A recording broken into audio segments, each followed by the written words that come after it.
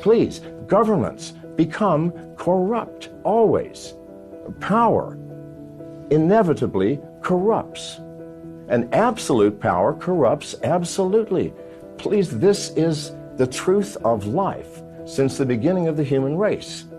And so our government, can you say our government is not powerful? If it is powerful, there is corruption somewhere in it. A suspected person is not a guilty person. Until you are proven guilty, you have all the rights that everybody else has. This is America. We have a constitution. I am sorry.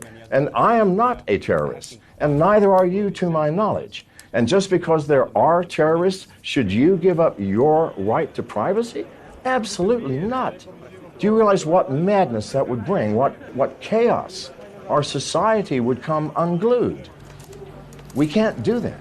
I have no political stance. I believe that it does not matter eventually what party is in power. The political process goes on as it always will. Power corrupts. People in power tend to do what all people in power do. I don't have a political stance. I do have a stance as an individual and as a member of society. I do not want someone looking through my bedroom window, whether it's an impartial observer or not, whether they're going to prosecute me or not. I want some privacy to do the things that we as human beings need privacy for. And we're losing that. We're losing that to a great extent. I think people need to make their own choice in every aspect of their lives. Once you become an adult, freedom of choice is an innate right, I think. I have never advertised drugs. And in fact, I advise everyone, including my daughter and my close friends, not to take drugs under any circumstances. I did so in the past, a lot of drugs actually, and so I do have experience, very negative experience from drug use. But people should be allowed to make their own choice. Technology has given us the smartphone, which will allow us to communicate across the world, sometimes looking at the person's face while we're speaking. It allows us to access information, powerful information, while we're in traveling on trains or buses or sitting in a restaurant or at our office. At the same time, it can enslave, and if you look around you, you will see those who are enslaved.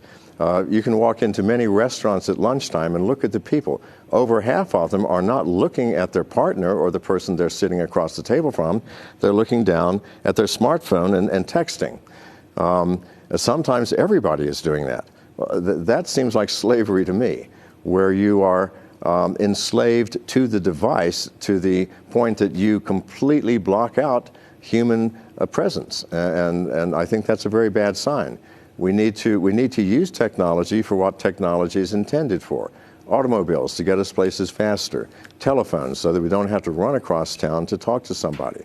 But when they become our masters, then we become the enslaved. I feel that Russia has been seriously abused by America. And certainly our American government and politicians over the false accusations that Russia tried to hack our election. I know for a fact that Russia did not hack the DNC servers. Absolutely not. Yet all of our politicians, all of them, are going crazy about, yes, the Russians tried to hack us. They tried to control us.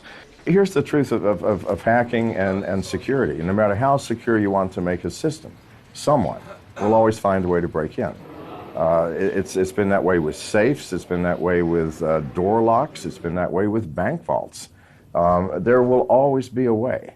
Nothing can be perfectly secure in life. This is just the way the world works, least of all software. The older the computer, the easier it is to hack that computer. And what do computers do? They don't just access the internet and do our taxes. They control steel mills and food processing plants and virtually everything in life, including our cars now. Last year, a car was hacked into by two hackers hundreds of miles away, and control was taken away from the driver. It was written up in Wired magazine. But let's assume there's something far more important than automobiles or even airplanes that can be hacked.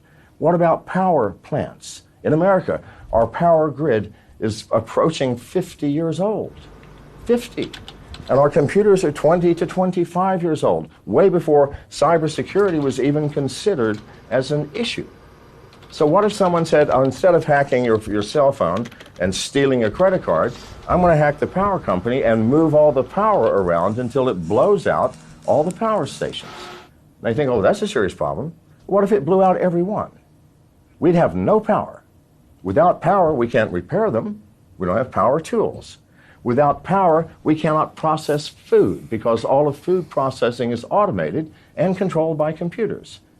Without food, we die.